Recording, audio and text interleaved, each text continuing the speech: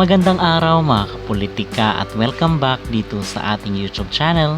Meron po tayong breaking news ngayon na ibabalita sa inyo dahil pumanaw na po ang veterana or batikang actress na si Gloria Romero sa edad na 91. So in this video is ating pag-uusapan ano nga ba ang rason or dahilan ng pagkamatay ng batikang actress na si Gloria Romero. Pero bago ang lahat, huwag kalimutang mag-like at mag-subscribe na rin kayo para updated kayo sa ating mga latest issue. Ngayong araw po, January 25 ay in-announce po sa pamamagitan ng social media at kinumpirma mismo ng anak na babae ng namayapang si Gloria Romero ang pagpanaw nito ngayong araw, January 25. So 91 years old po itong si Gloria Romero. And post-war actress po siya, and then siya ang tinaguriang Queen of Philippine Cinema dahil sa hindi na mabilang na mga blockbuster movies na kung saan ay bida or present itong si Gloria Romero.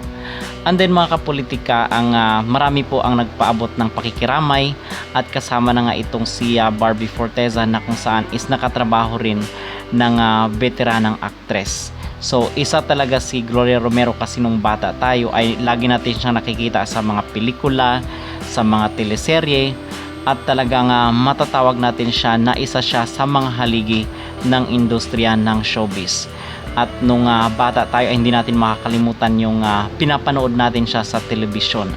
At ngayon ang kanyang pagkamatay ay nagluluksa ang industriya ng entertainment mga kapolitika. Talagang pinag-uusapan ngayon ang pagkamatay ni Gloria Romero. At base dito sa post or article ng isang pahayagan ay ilalagak ang labi ni Gloria Romero dito sa Arlington Memorial Chapel sa Araneta Avenue sa Quezon City.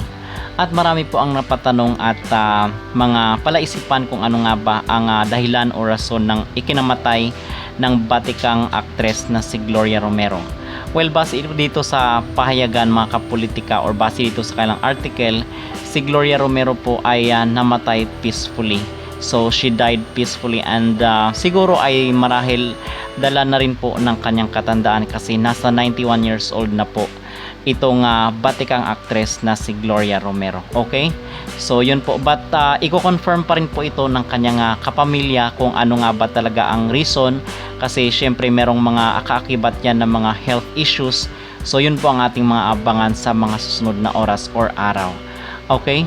At tayo ay buong pusong nakikiramay dito sa pagpanaw ng batikang actress na si Gloria Romero.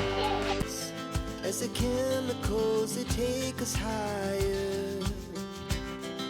The night's young, and it's just begun.